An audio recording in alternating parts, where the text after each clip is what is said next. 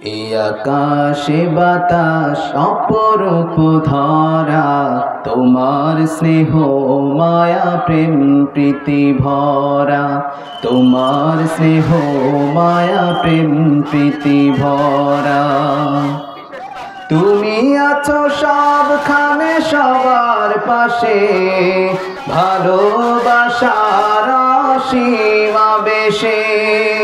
তুমি আছো সবখানে সবার পাশে, ভালোবাসার অসীম আবেশে।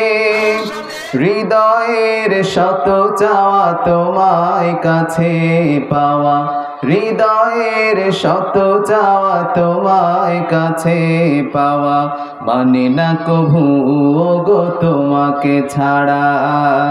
এ আকাশে বাতাস অপরূপ ধরা, তোমার স্নেহ মায়া প্রেম প্রীতি ভরা। আপনারা তাফসীরের মজলিসে সবার আগে ভাগে প্রথম সারিতে বসতে পেরে খুশি নাকি বেজার?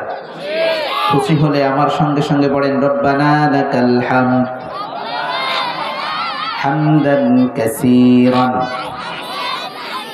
তাইয়িবান মুবারাকান ফীহি। এই মাত্র ছোট্ট একটি বাক্য পড়লাম, হামদান কাসীরান তাইয়িবান মুবারাকান ফীহি। এই যে কত মর্যাদাশীল একটা বাক্য, যদি বলি বুঝতে পারবে। নবীজি আকরাম সাল্লাল্লাহু আলাইহি সাল্লাম নামাজে দাঁড়ায় গেলেন। নামাজ যখন তিনি পড়তেছেন, রীতি অনুযায়ী তাকবীরে তাহরিমা বাঁধলেন, সূরা ফাতিহা শেষ করলেন, ফাতিহার পরে অন্য সূরা পড়লেন, রুকুতে চলে গেলেন। সুবহানা রাব্বিয়াল আযীম, সুবহানা রাব্বিয়াল আযীম, সুবহানা রাব্বিয়াল আযীম পড়লেন। রীতিমতো রুকু থেকে ওঠার সময় বললেন সামি আল্লাহু লিমান হামিদা। এই সামি আল্লাহু লিমান হামিদা ইমাম যখন বলে, পেছনের মুসল্লিরা কি বলতে হয় একটু বলেন তো? রব্বানা ওয়া লাকাল হামদ। সবাই বলল রব্বানা ওয়া লাকাল হামদ। কিন্তু বিশ্বনবীজির কানে কেমন যেন একটু আওয়াজ আসলো, কোন সাহাবী যেন পড়ছে হামদান কাসীরান তাইয়িবান মুবারাকান ফী।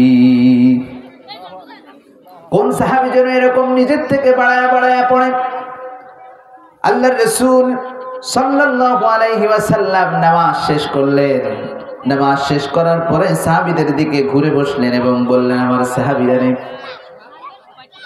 আমি তোমাদেরকে নামাজ শিখিয়েছি, রুকু কেমনে করবা এটাও আমি শিখিয়েছি। এজন্য আমি বলেছি সল্লু কামা রাআইতুমুনি উসাল্লি, নামাজ পড়ো সেইভাবে যেমনি ভাবে আমি মুহাম্মদুর রাসূলুল্লাহ সাল্লাল্লাহু আলাইহি সাল্লামকে পড়তে দেখো, ঠিক কি না? এইভাবে নামাজ পড়ার কথা বলেছি।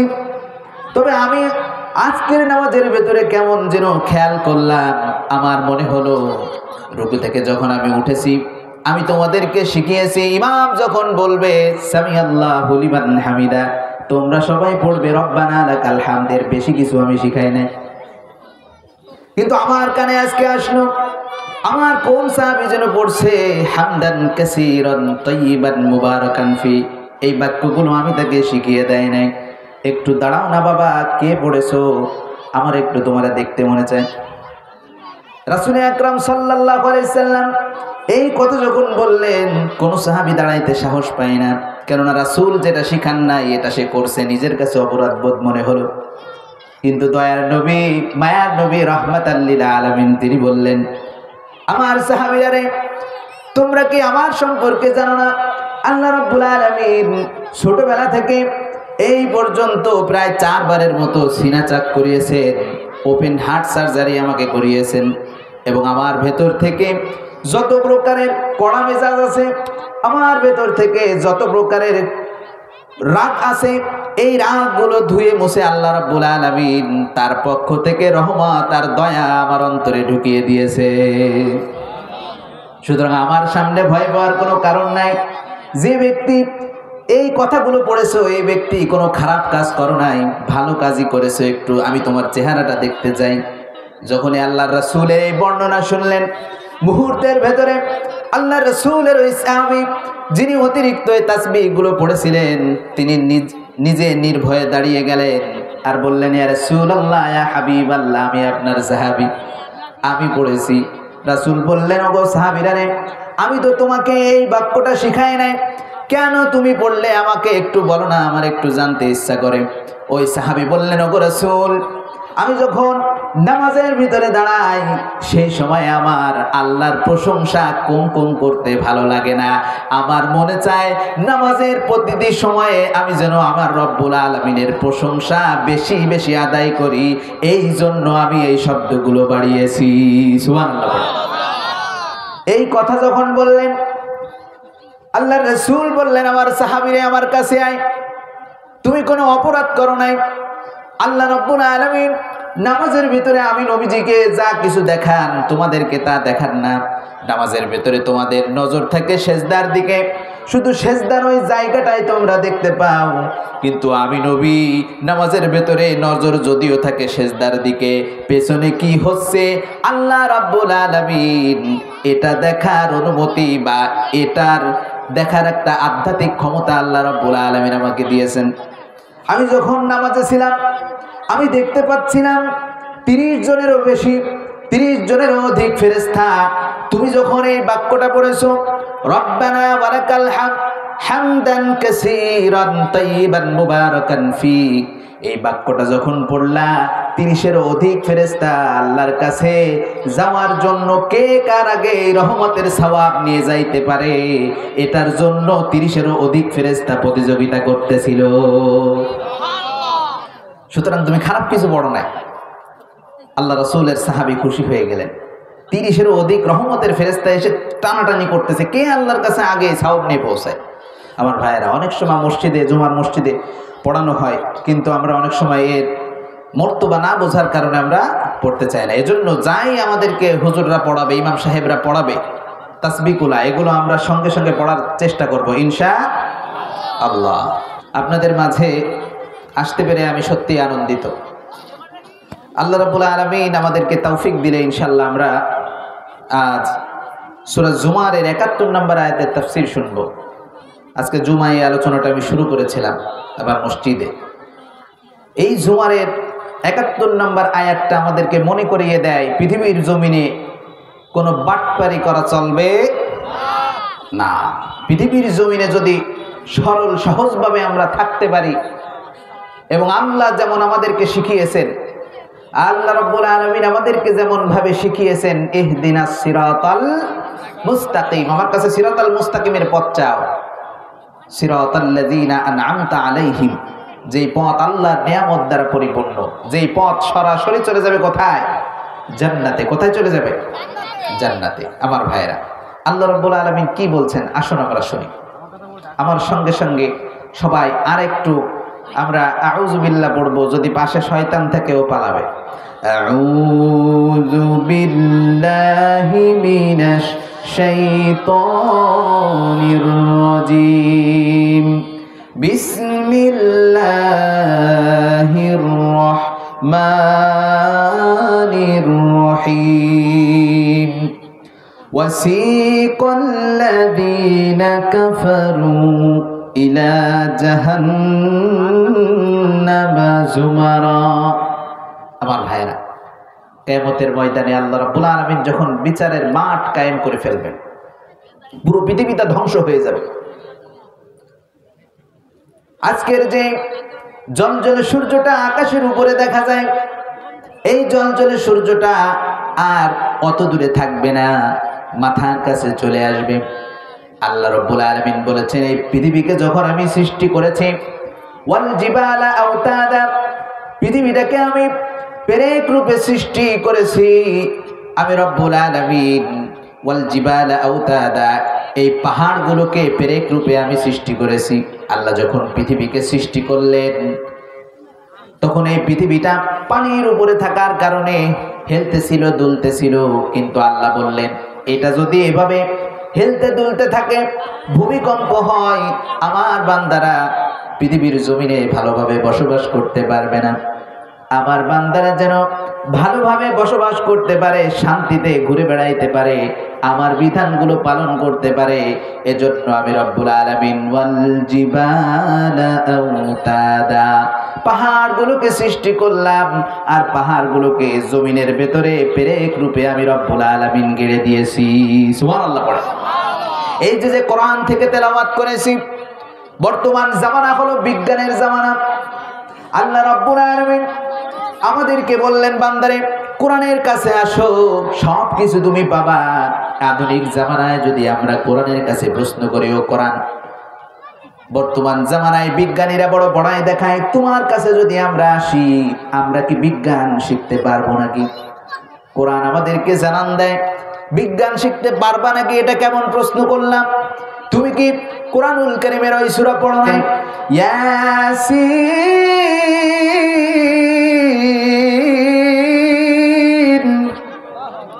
ওয়াল কুরআনিল হাকীম।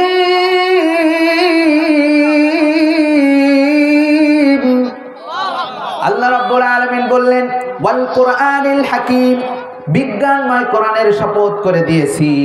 কোরআনটা হলো বিজ্ঞানময় কিতাব।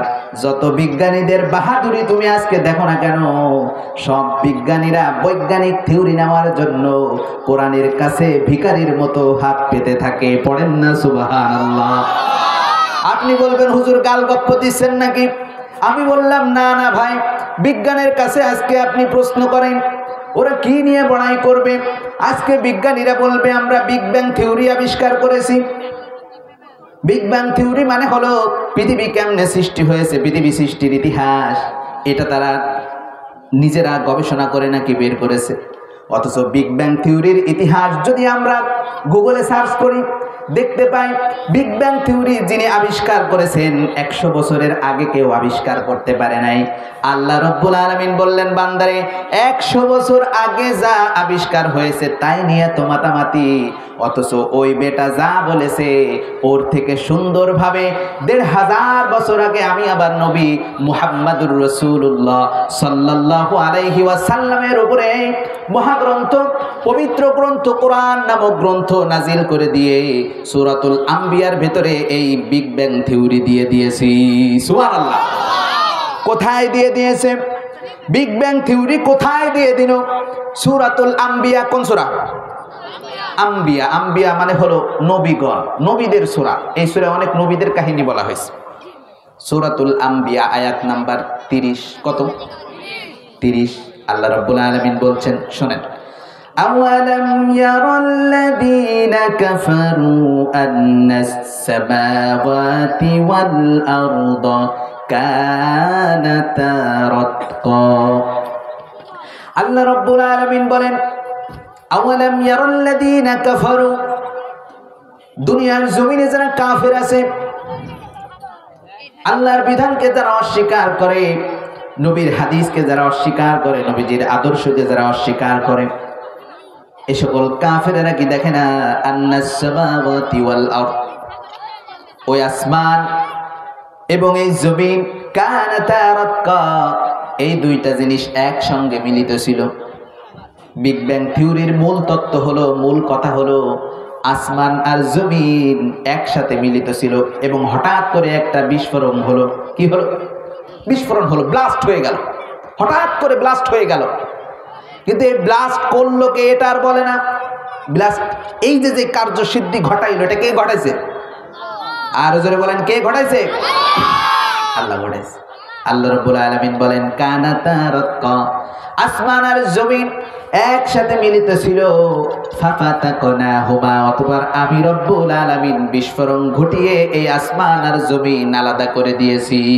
সুবহানাল্লাহ।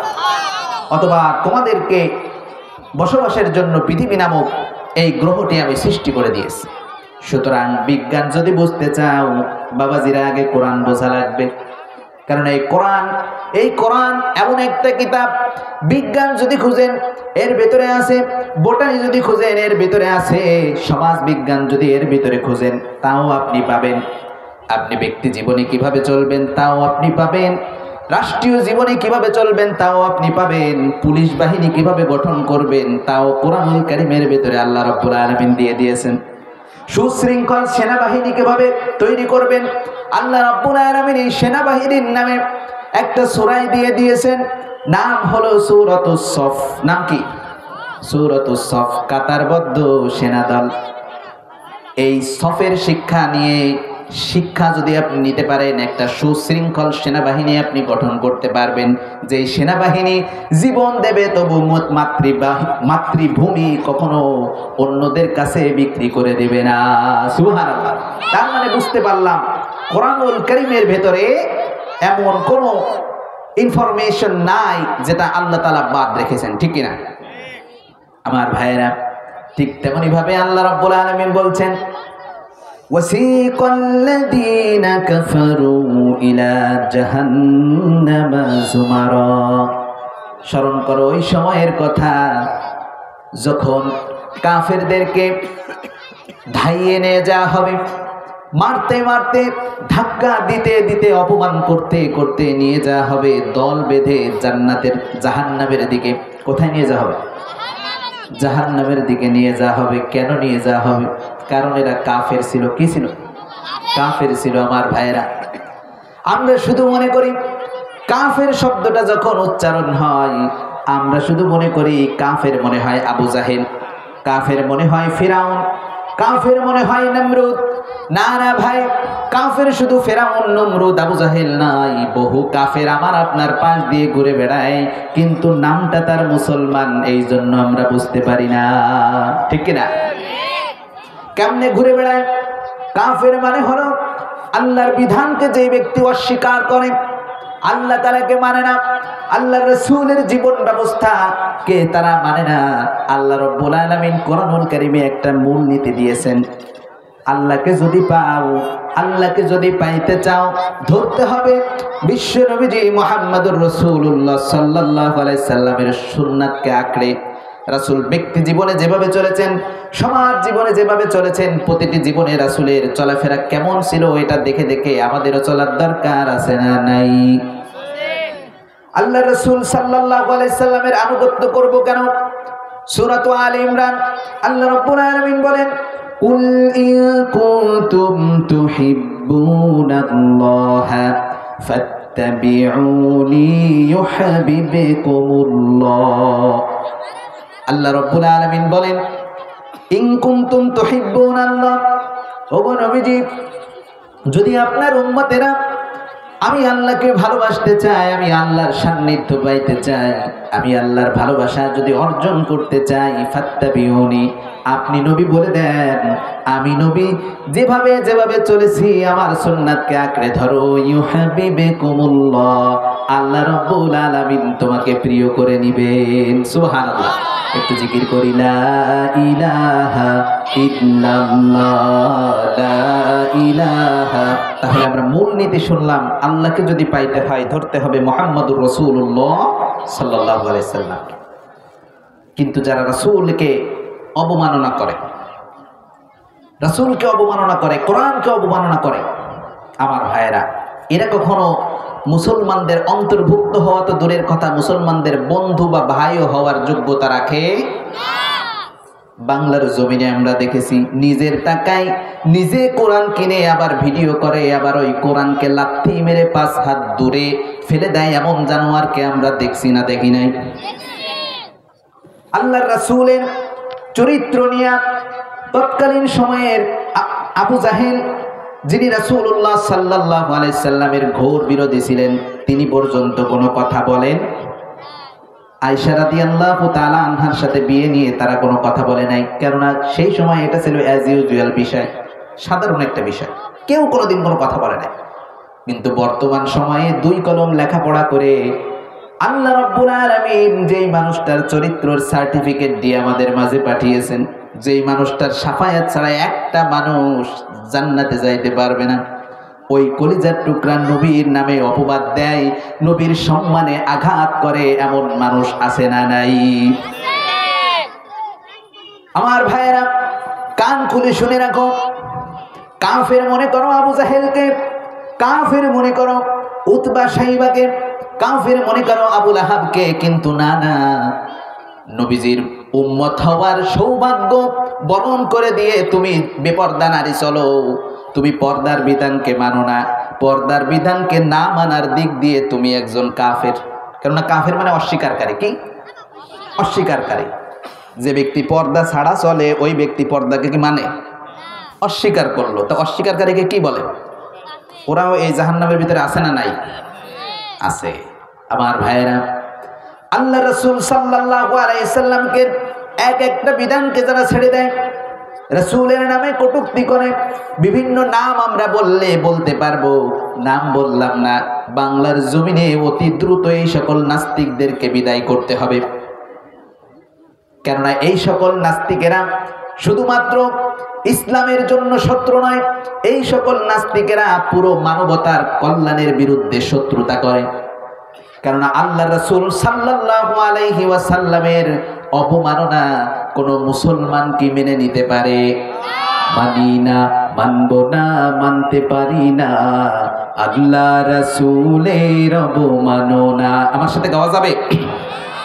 মানি না, মানব না, মানতে পারি না, আল্লাহ রাসূলের অবমাননা। সবাই মানি না, মানব না, মানতে পারি না, আল্লাহ রাসূলের অবমাননা।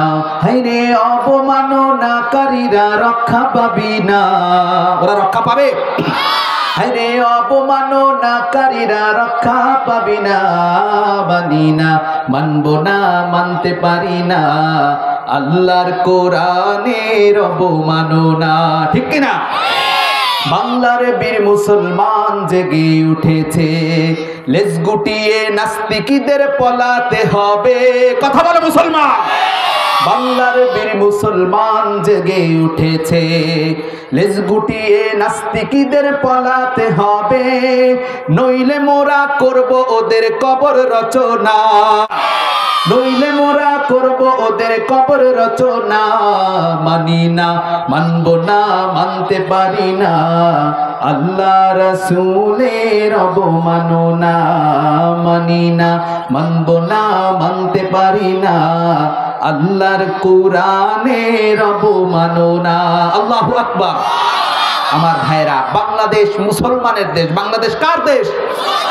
সুতরাং এই মুসলমানের দেশে মুসলমানের ধর্মীয় গ্রন্থ আল কোরআনকে অবমাননা করবে আর আমরা চেয়ে চেয়ে দেখব, এটা কখনো হতে পারে? ধর্মীয় সম্প্রীতির কথা এটা মুসলমানেরা শিখিয়েছে। কারা শিখিয়েছে? মুসলমানেরা শিখিয়েছে। তাই মানে এই নয় তোমার ধর্মকে আমরা পাহারা দেব আর আমার ধর্মকে তুমি লাথি মারবা আর আমি চুপ করে বসে থাকবো। এটা কি হতে পারে? হতে পারে না। আমার ভাইয়েরা, এজন্য আমরা কাফেরদের দলে নাকি সাচ্চা ইমানদার মুসলমানদের দলে? কথা বলেন। মুসলমানদের দলে। আল্লাহ রাব্বুল আলামিন বলছেন এই সকল কাফেরদের পরিণতি কি হবে? খেয়াল দিয়ে শোনা লাগবে। আল্লাহ বলছেন, ওয়াসিকাল্লাযীনা কাফারু ইলা জাহান্নামা যুমারা। এই সকল কাফেরদেরকে সেদিন লাঞ্ছিতভাবে স্যান্ডেল দিয়ে মারতে মারতে জাহান্নামের দিকে নিয়ে যাওয়া হবে। দল বেঁধে নিয়ে যাওয়া হবে। বিভিন্ন দল থাকবে কাফেরদের ভিতরে। আল্লাহ রাব্বুল আলামিন বলছেন কিছু দল থাকবে অহংকারী, আবার কিছু দল থাকবে মুশরিক যারা আল্লাহর সাথে শিরক করেছে, কিছু দল থাকবে দুনিয়া এবং ইহলোকে আল্লাহর বিধানকে মানে নাই। এই সকল কাফেরদের শ্রেণী বিভাগকে এক একজনকে এক একভাবে, এক এক দলকে এক একভাবে জুতা পিটা করতে করতে নিয়ে যাওয়া হবে। এখানে শেষ নয়। আল্লাহ রাব্বুল আলামিন বলেন যখন তারা জাহান্নামের দোরগোড়ায় পৌঁছে যাবে এমন একটা অবস্থা হবে, আল্লাহ রাব্বুল আলামিন বর্ণনা দিচ্ছেন জাহান্নামের মেইন গেটে যখন তারা পৌঁছে যাবে এমন একটা সময়ে তাদেরকে জাহান্নামে ঢুকতে দেয়া হবে না। বলা হবে জাহান্নামে আসছিস ভালো কথা, দাঁড়ায় থাক। জাহান্নামে আসছো ভালো কথা, দাঁড়াও, প্রশ্নের উত্তর দিয়ে দাও। কি? জাহান্নামের ফেরেশতারা বলবে আলাম ইয়াতিকুম রুসুলুম মিনকুম ইয়াতলুনা আলাইকুম আয়াতি রাব্বিকুম। এত জায়গা থুয়া জাহান্নামের গেটে তোমরা আসছো। আরে আমাদের জানতে ইচ্ছা করে তোদের মতো মানুষকে আল্লাহ রাব্বুল আলামিন আশরাফুল মাখলুকাত করে বানাইছিল, আমাদের সামনে বলছিল আশরাফুল মাখলুকাতিরা, সব মাখলুকাতের সেরা জীব, কিন্তু তোদের পরিণতি জাহান্নামে হলো। আমাদের জানতে ইচ্ছা করে তোদের কাছে কি আলাম ইয়াতিকুম রাসূলুম মিনকুম, কোন রাসূল কি তোদের কাছে যায় নাই? তোরা কি কোনোদিন কোনো তাফসীর মাহফিলে যাস নাই? তোরা কি জুমার নামাজেও যাস নাই? তোদের কাছে কি আদম থেকে নিয়ে শুরু করে মুহাম্মদ সাল্লাল্লাহু আলাইহি সাল্লাম পর্যন্ত কোন নবী রাসূল আসে নাই? ইয়াতলুনা আলাইকুম আয়াতি রাব্বিকুম, যারা আসার পরে তোমাদের কাছে আল্লাহর আয়াত ধরে ধরে বর্ণনা করে তাফসীর করতে, এমন লোক কি তোমাদের কাছে আসে নাই? এই কথা যখন বলা হবে, মুহূর্তের ভিতরে জাহান্নামীরা উত্তর দেবে, ক্বালু বালা, হ্যাঁ হ্যাঁ আমাদের কাছে আসছিল, কিন্তু আমরা মানি নাই। আমরা কি করি নাই? মানি নাই। এরপরে বলা হবে যে মানো নাই যেহেতু এবার ঢোকো, এখন খেলা শুরু। এখন কি শুরু? এখন খেলা শুরু। প্রথমেই যেই আপ্যায়ন ওদেরকে করা হবে, জাহান্নামের গেটের ভিতরে যখন ঢুকবে উপরে একটা সুন্দর ব্যবস্থা থাকবে। ব্যবস্থা হলো যখনই সুইচ টিপ দেওয়া হবে আল্লাহর হুকুম চলে আসবে, জাহান্নামীরা এক এক করে ঢুকবে। আর নুজুলুম মিন হামিম, আর উপর থেকে আল্লাহ রাব্বুল আলামিনের হুকুমে ফেরেশতারা গাবলা গাবলা করে ফুটন্ত পানি তাদের মাথার উপর দিয়ে ঢেলে দেবে। ফুটন্ত পানি ঢেলে দিবে। ওই ফুটন্ত পানির তাপের কারণে তাদের মাথার চামড়াগুলো গলে গলে পড়তে থাকবে। আবার মুহূর্তের ভিতরে ওই চামড়া জোড়া লাগিয়ে দেবে কে? দুনিয়ার জীবনে আজকে এখানে যদি কারোর গায়ে হালকা পরিমাণ গরম পানি লাগে, মুহূর্তের ভিতরে বরফ আনার জন্য পাগল হয়ে যায়। আবার ভাইয়েরা, কলিজার ভাইরা রে, জাহান্নামের ময়দানে কি ফ্রিজ থাকবে নাকি? ফ্রিজ থাকবে না জাহান্নামের ময়দানে। আল্লাহ রাব্বুল আলামিন ফুটন্ত গরম পানি দিয়ে এদেরকে আপ্যায়নের ব্যবস্থা করবে। মুহূর্তের ভেতরে এদের সমস্ত শরীরটা ঝলসে যাবে, আবার এই শরীরটা জোড়া লেগে যাবে। এটার কারণ হলো এই, কারণটা হলো যাতে এরা বেশি বেশি করে আযাব ভোগ করতে পারে। এমন একটা অবস্থা হবে, জাহান্নামের শাস্তি যখন শুরু হবে তার পূর্বে যেই ফেরেশতারা ওদেরকে পিটাবে, এরাও আবার জিজ্ঞাসা করবে, দাঁড়া, তোকে মারার আগে আরো কথা আছে না নাই? আরো কথা আছে। পদে পদে লাঞ্ছিত হবে এরা। আর আল্লাহ রাব্বুল আলামিন এমন একটা অবস্থা করবে, এমন একটা অবস্থা করবে, যারা এই যে জাহান্নামে যাবে এরা পাশের গ্লাস থেকে জান্নাতীদেরকে দেখতে পাবে। সূরা আরাফের ভিতরে এই বর্ণনাটা আছে। এমন একটা সরু কাচের দেয়াল দিয়া থাকবে, পাশে যারা জান্নাতি থাকবে এদেরই আত্মীয় স্বজন দেখতে পাবে। আবার জান্নাতীরা দেখবে জাহান্নামীরা কি অবস্থায় আছে। এত লাঞ্ছনা। এর ভিতরে আবার এদেরকে প্রশ্ন করা হবে, মা সালাকাকুম ফি সাকার, এত জায়গা থুইয়া জাহান্নামের ভিতরে আসছিস কেন? ঘটনা কি? দুনিয়া থেকে আর কোনো জায়গা নাই যাওয়ার, জাহান্নামের ভিতরে আসতে হলো কেন? এই লাঞ্ছনাদায়ক জায়গায় আসতে হলো কেন? ওরা প্রথমে যে উত্তরটা দেবে সেটা হলো, ক্বালু লাম নাকু মিনাল মুসাল্লিন। কারণটা হলো, জাহান্নামে আসার প্রথম কারণ হলো আমরা মুসল্লি ছিলাম না। ইমাম সাহেব, মুয়াজ্জিন সাহেব যখন আজান দিত, হাইয়া আলাস সালাহ, নামাজের জন্য আসো, হাইয়া আলাল ফালাহ, কল্যাণের দিকে আসো, আমি এটারে থোড়াই কেয়ার কইরা কোনোদিনও আমি নামাজের দিকে যাই নাই। তাহলে বুঝলাম জাহান্নামে যাওয়ার সর্বপ্রথম যে কারণ, এই কারণটা কি ভাই? নামাজ না পড়া। কারণটা কি? নামাজ না পড়া। ফেরেশতারা জিজ্ঞাসা করবে, আর কি করছিস? আকাম কুকাম তুই একটা করার জন্য আল্লাহ তাআলা আনে নাই, আর কি কি করছিস? জাহান্নামীরা উত্তর দেবে, ওয়ালাম নাকু নুতঈমুল মিসকিন। আল্লাহু আকবার। আহারে কত কষ্ট হবে সেই দিন। তারা বলবে, আমরা দুনিয়ার বুকে মিসকিনদেরকে আমরা খাবার দিতাম না। কি করতাম না? খাবার দিতাম না মিসকিনদেরকে খাবার দিতাম না। আমার ভাইয়েরা, এমন একটা অবস্থা হবে, এই জাহান্নামীদেরকে জ্বালানোর জন্য আল্লাহ রাব্বুল আলামিন বলেন, এমন আগুনের ব্যবস্থা আমি রব্বুল আলামিন করছি। দুনিয়ার আগুন তো এমন আগুন, যে আগুনের 70 গুণ বেশি তাপদহ জাহান্নামের আগুন, যেটা হাদিসের ভেতরে আসছে। সহিহ আল বুখারীর সহিহ আল বুখারীর 3265 নম্বর হাদিস।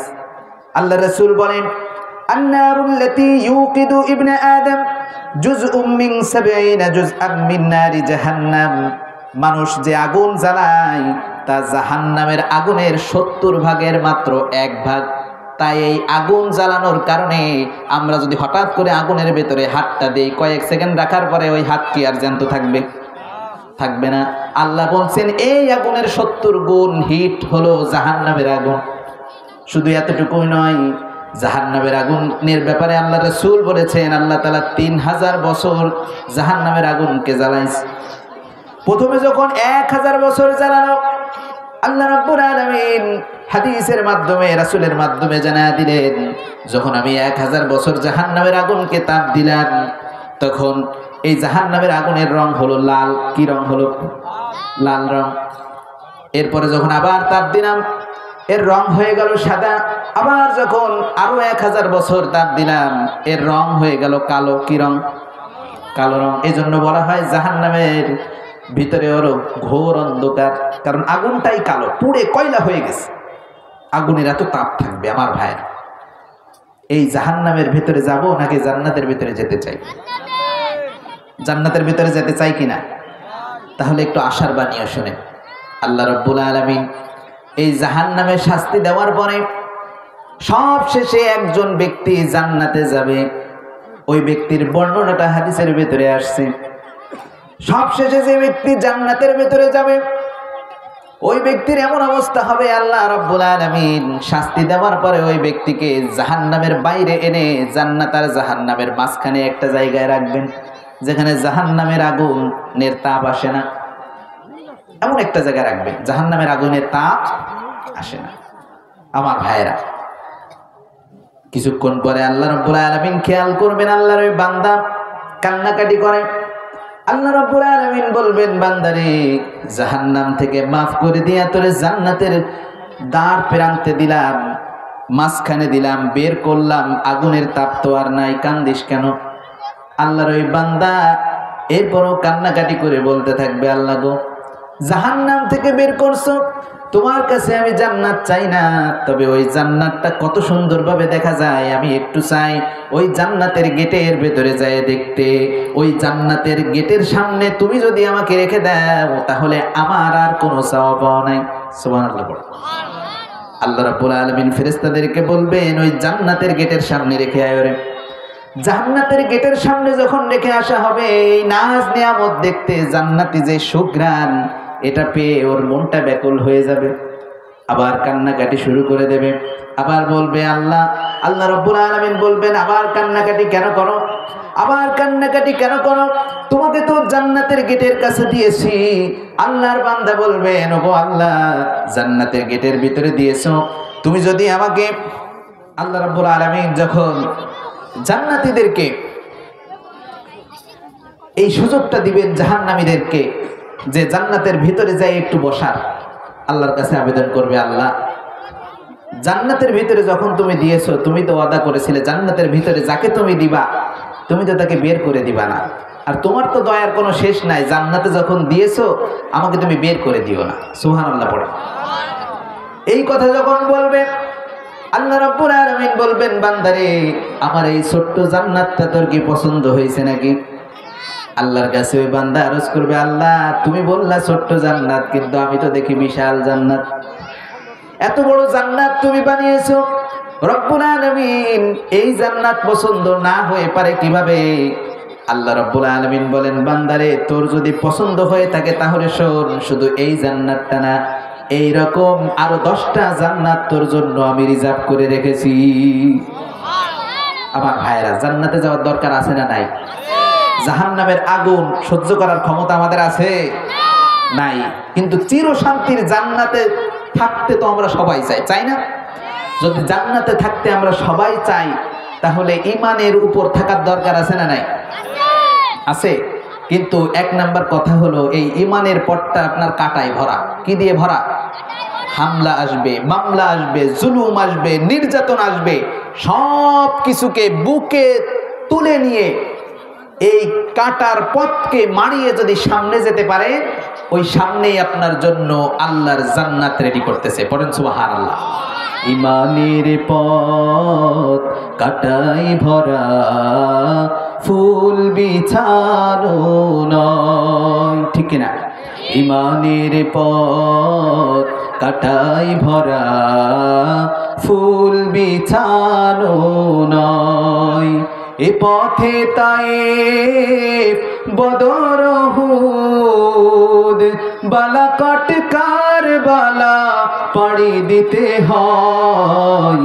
ইমানের পথ কাটাই ভরা, ফুল বিছানো নয়। আল্লাহ তাআলা ইমানের পথে আমাদেরকে অবিচল থাকার তৌফিক দান করুক। সকলে বলেন আল্লাহুম্মা আমিন। এবং পরকালে আমাদেরকে জান্নাতীদের যে কথা আমরা শুনলাম, যে নিয়ামতের কথা, এই জান্নাত আমাদেরকে আল্লাহ রাব্বুল আলামিন দান করুক। সকলে বলেন আমিন।